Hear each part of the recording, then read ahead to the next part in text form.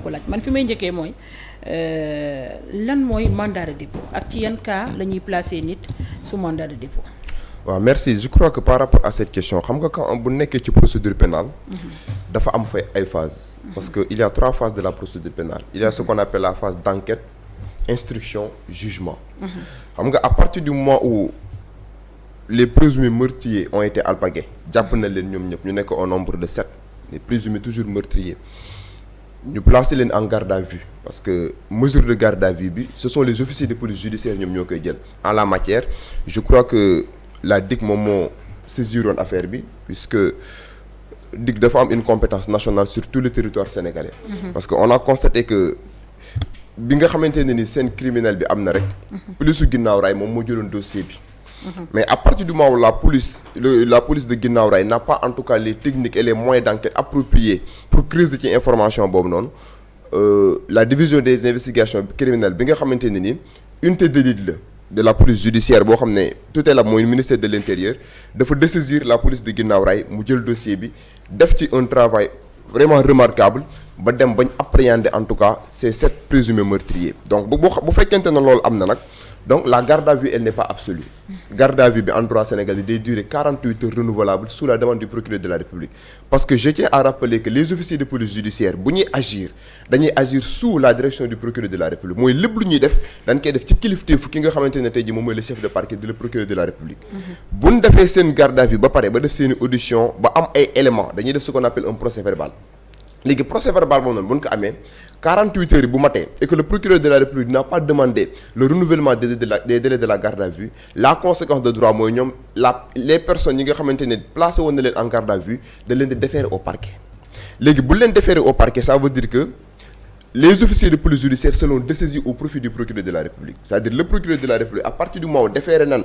les présumés meurtriers moom mooy jël dossier bi en main mu dessaisir ñi nga xam ne ni moom mooy les officiers de police judiciaire yi nga xamante ne ni ñoom ñoo def travail en amont bi léegi bu leen déféré au parquet le procureur de la République moom da leen di woo mu confronté ak ñoom et après confrontation on s'est rendu compte que le premier jour bi nga xamante ne déféré na leen au parquet ñoom il avait fait l'objet d'un retour de parquet retour de parquet nag da ngay gis parfois yenn seen naataango journalistes yi c'est da ci def yenn erreur di wax ils ont bénéficié d'un retour de parquet le retour de parquet n'est pas un bénéfice parce que retour de parquet boo ko déggee rek mooy le procureur de la République dafa waroon a confronter wu avec les présumés en tout cas meurtriers mais il n'a pas les éléments appropriés pour recevoir leen dans son bureau et comme que il n'a pas les éléments appropriés pour recevoir leen dans son bureau wala peut-être ci seeni avocat sàkkoon na ne présentement procureur bi war na leen a mayaat temps pour mën a janoo ak ñoom parce que avocats yi mënuñu leen a assister bu boobaa le procureur de la République mën naa def ce qu'on appelle un retour de parquet léegi retour de parquet nan lay demee bu fekkente ne par exemple ñoom dig lañ nekkoon procureur de la République day demander à ce que ñu tëyendi leen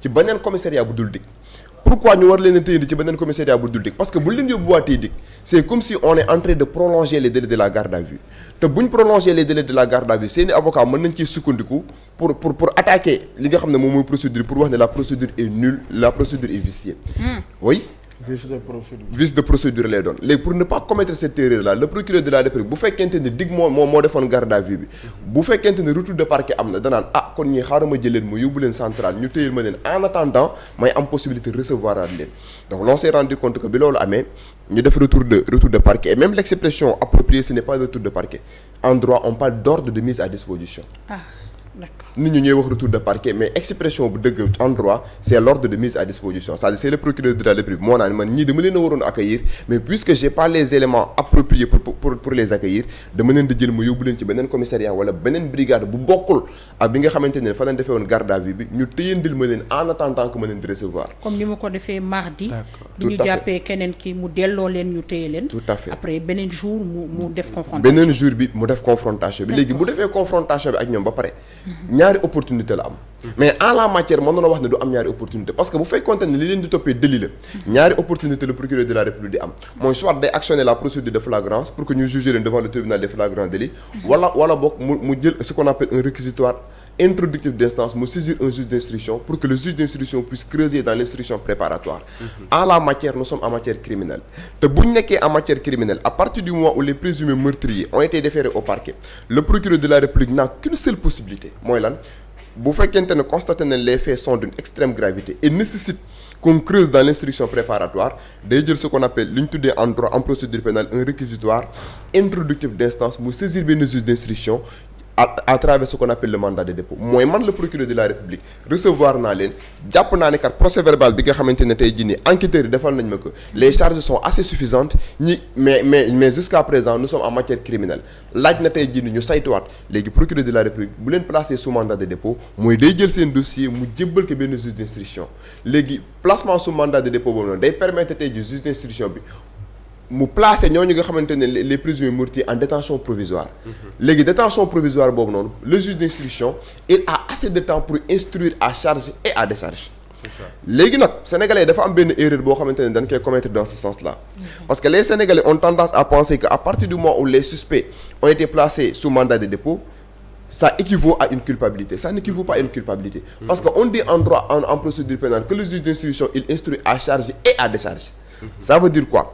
À partir du moment où ces présumés meurtriers ont été placés sous mandat de dépôt bépp élément boo xamante ne ni juge d'instruction jàpp na ne lii da leen di décharger da koy intégré bépp élément boo xamante ne jàpp na ne da leen di charger aussi da koy intégré parce qu'il instruit à charge et à décharge. Léegi nag au cours de l'instruction préparatoire le juge d'instruction day dessaisir le procureur de la République donc actuellement on peut dire que le procureur de la République est dessaisi au profit du juge d'instruction comme procureur de la République ni mu dessaisir woon la DIC bi nga xamante ne DIC déféré woon na ces personnes là au parquet. Léegi nag le juge d'instruction il a des pouvoirs que le procureur de la République n'a pas. Lesquels? Quels sont les pouvoirs que le juge d'instruction a et que le procureur de la République n'a pas? Xam nga le juge d'instruction en procédure pénale dañ koy considérer comme un magistrat enquêteur. L'article 71 du code de procédure pénale da koy jox opportunité mu def une descente sur les lieux. L'article 71 du code de procédure pénale day jox la possibilité au juge d'instruction mu def des perquisitions téléphoniques. Da koy jox possibilité mu enclencher ce qu'on appelle une commission rogatoire mu def ce qu'on appelle la délégation judiciaire mais aussi le juge d'instruction a la possibilité de demander à ce qu'on fasse la reconstitution des faits. Surtout ça. Reconstitution des faits.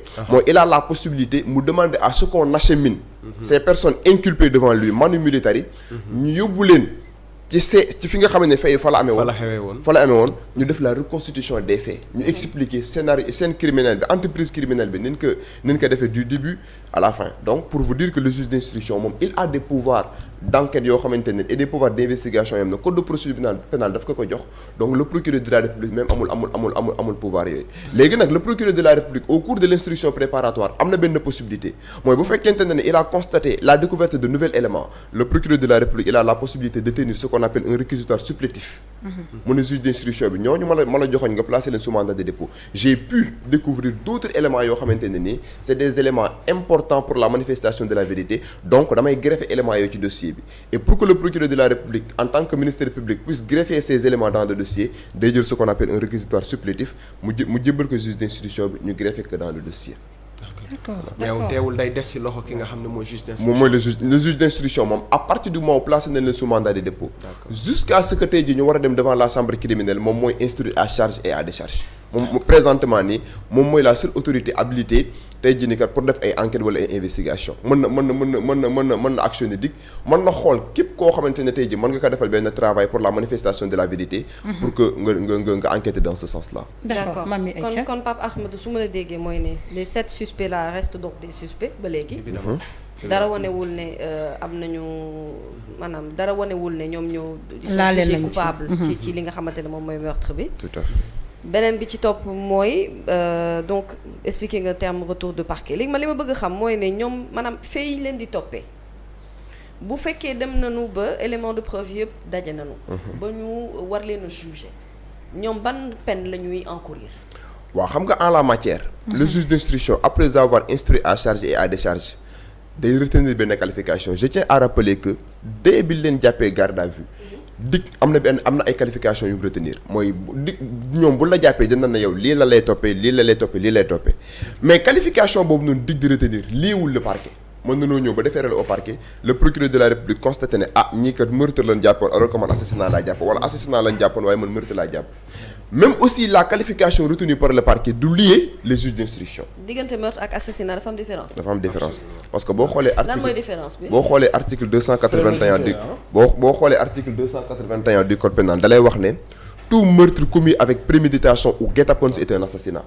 Autrement dit le meurtre mooy homicide volontaire xam nga tey ñaari nit buñ coowee accidentellement dans la spontanéité kenn ki faat moromam. préparation amu ci boobaa dañ naan meurtre. mais tey bu fekkente ne par exemple dafa am une préméditation parce que la préméditation à la matière est constitutive d'une circonstance aggravante au meurtre. c'est-à-dire meurtre bi bu amee accompagné d'une préméditation boobu noonu aux yeux de la loi pénale dañ koy considérer comme une circonstance aggravante. léegi bu nekkee ak circonstance aggravante dootul waxati meurtre mais on sera sous l'angle de l'assassinat donc assassinat moom mooy meurtre commis avec préméditation ou guet-apens. D'accord. léegi la mooy préméditation tey par exemple bu fekkente ne da nga dem jëndi paaka da nga ñëw làqati ci koñ bi da nga waxoon nit ki ne par exemple dinaa la rey danoo constater ay éléments yoo xamante ne yow da nga togg sa projet criminel da nga togg sa entreprise criminelle. maanaam nga waaj ko. da nga ko waaj. D'accord. à partir du moment où les enquêteurs ont pu constater qu'il y a un plan criminel qui a été fignolé avant la commission du crime bu boobaa dootul nekkati meurtre mais day nekk assassinat. léegi nag assassinat donc la définition juridique la plus appropriée mooy définition bi nga xam ne article 281 du code pénal jox na ko mooy tout meurtre commis avec préméditation ou guet-apens est un assassinat. donc on peut dire que la préméditation et le guet-apens sont constitutifs d'une circonstance aggravante au meurtre. et bu nekkee une circonstance aggravante au meurtre on peut dire sans risque de nous tromper que bu boobaa dootul nekkati meurtre day nekk assassinat. léegi nag le problème fondamental pour répondre à la question de Mamy. Oui. mooy tey jii nii les chefs d'accusation yi nga xamante ne retenir nañ ko à l'encontre de ces personnes là j'ai entendu association de malfaiteurs. Ahmadou suñu internet yi nee nañ en wolof s'il vous plaît. en wolof dina xaw a métti léeg-léeg mais en wolof s'il vous plaît. macha allah. amoo association de malfaiteurs. boo xoolee en droit dañ lay wax ne il y a l'association de malfaiteurs c'est toute entente préalable en vue de commettre une infraction. à partir du moment où mu nekk deux personnes. ñu def benn xeetu ñaawteef rek association de malfaiteurs bi day dugg mooy entente préalable bu amee en vue de la commission d'une infraction donc à partir du moment où mu nekk sept suspects au-delà du fait que ñu leen di poursuivre. entente préalable boobu naka lañ koy xam. entente préalable mooy li nga xam ne enquêteurs yi gis nañ ko. le fait que tey jii nii bi nga xamante ne tey jii def nañ les réquisitions téléphoniques ñu constaté ne par exemple ñenn ci suspects yi au moment des faits. localiser nañ leen dans ci seenu crime bi. dans la circonscription en tout cas bi nga xamante ne acte criminel bi fa lañ ko perpétré. donc lu élément yooyu noonu yëpp tey jii ni que dañ koy considérer comme une entente préalable c'est-à-dire dañ koy yëgoo. liñ def léegi yëgoo boobu noonu bu amee rek association de malfaiteurs bi day dugg. D'accord. assassinat bi retenir nañ ko. on verra au cours de la procédure est-ce que assassinat bi moom la ñuy continuer de retenir jusqu'à la juridiction du jugement. on a aussi retenu le vol aggravé. et dans ce dossier là xam nga la moo tax dossier bi nekk dossier bu grave et que ces suspects là ils risquent gros. waxuma la par exemple assassinat bi de. waxuma la par exemple rey bin rey Aziz Dabala et l'autre mais même bu ñu yemoon ci vol bi ci vol bi crime la. xam nga la moo tax parce que vol bi ñu commettre ce n'est pas un vol simple c'est un vol aggravé. c'est un vol aggravé lan mooy aggravation vol bi. waaw c'est un vol en réunion. mooy vol boo xamante ne du kenn nit moo ko def ay nit ñu bari ñoo ko defandoo. première circonstance aggravante. deuxième circonstance aggravante c'est un vol commis la nuit. est-ce que xam nga ne ci yoon. ki sàcc guddi ak ki sàcc bëccëg bokkuñu peine. du ñu yem àtte. déedéet ki sàcc bëccëg il a commis un vol simple ki sàcc guddi il a commis un vol aggravé. nuit bi day nekk une circonstance aggravante. sàcc la ndam ak sàcc leer. beneen exemple ki dugg ci kër gi sàcc ak ki tëb miir sàcc duñ bokk peine. parce que ki tëb miir sàcc il a commis ce qu'on appelle un vol par escalade. vol par escalade boobu circonstance aggravante la. ki dugg sa néeg sàcc téléphone. ak ki nga xam ne bi mu duggee sa néeg dafa dajji sa lool. duñ bokk peine parce que kii vol simple la def kii vol par effraction la def dafa dajji. donc boo xoolee éléments yi ma lay wax nii yëpp au-delà de l'assassinat éléments yi nii yëpp dafa am ba pare moo tax bu ñu jëloon assassinat bi ñu teg ko ne la rek ñi chambre criminelle lañ jëm parce que li ñu mën na leen a toppee vol aggravé parce que vol aggravé boobu noonu aux yeux de la loi pénale mën nañ ko considérer comme crime parce que dafa am ce qu'on appelle le concours des circonstances aggravantes d'autant plus que nag li gën a gravissime mooy ñu boole ci au-delà de ce vol aggravé là ñu boole ci faat ñaari nit ñoo xamante ne nii faat googu kat jàpp na ne au vu des éléments du dossier ñoom dañ ko prémédité benn entreprise criminelle la boo xam ne nii dañ ko togg. léegi nag. mën na noo dem ba ci instruction bi le juge d'instruction constaté ne diw kat jàppoon na ne moom assassinat la def. mais ay avocat am kat.